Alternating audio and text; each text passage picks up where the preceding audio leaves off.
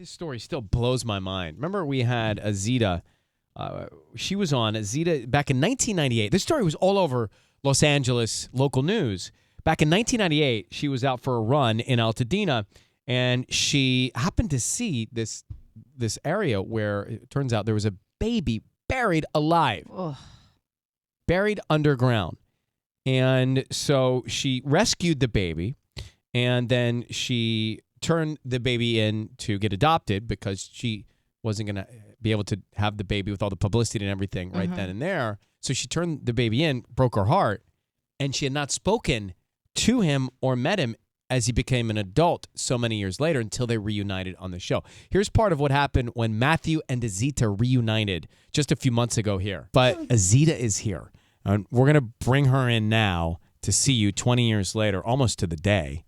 So, Azita, come on in. Hi.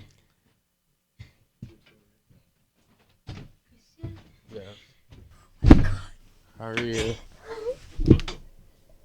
Thank you. Thank you. You're an angel. You changed my life. I couldn't believe. I felt like I was on maternity leave when you guys had them in, and I was like in tears watching this. it was great. And you know, the reason it came together, Matthew's adopted family actually reached out to us for one of those 23andMe kits to find out more about his heritage. And then it all began. And of course, they connected back here in the studio. But Azita's on with us now to check in. Hi, Azita. Hi, Ryan. How you doing? Oh, I'm just reliving that magical moment when you and Matthew reunited in front of us a couple of months ago. Have you stayed in touch? Well, it's been almost 5 months, actually, and we've been in touch every day. He works very hard for Children of One Planet event coming up, and yeah, we've been in touch almost every day. We talk almost every day. That's great. And how's he doing? He's going to school. School just started. He works for me and, for Children of One Planet and for... Is he working at Starbucks? and Yeah. And he's remember he wants to be an entertainment attorney. Mm-hmm. Yes, well, that's what he says. Let's see what the future plans. That's for exciting. him. Now, Azita, you were inspired to create this foundation, Children of One Planet. And what's the mission of the foundation? Children of One Planet established 20 years ago to raise awareness about things that is happening to children around the world. And I also believe in helping kids in orphanages that I'm planning to one day have my own Children of One Planet home around the world that brings all the kids together in one safe place and educate them and help them to become a better people than being on the street or being in bad homes or bad foster homes.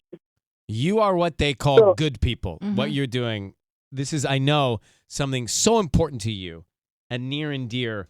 I mean, I cannot believe the horrible situation that this baby was in, Matthew, buried underground. But thank God you saved him, and that should never happen again. And that's the mission that you're on. You can go to childrenofoneplanet.org for more information. Azita, it was a pleasure checking in with you. Thank you so much for coming on. Ryan? Yes.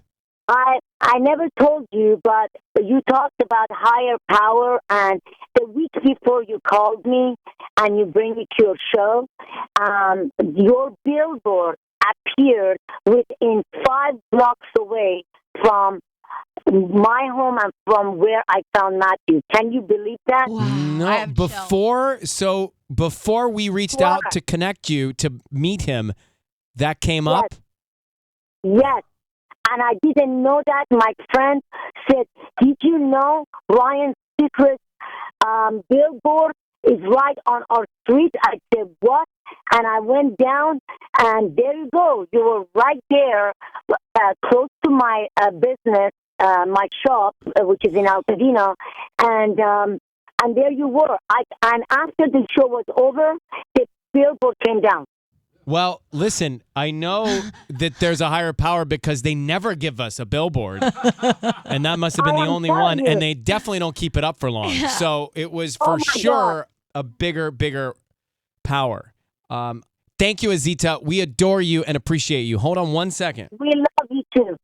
All right. Love you.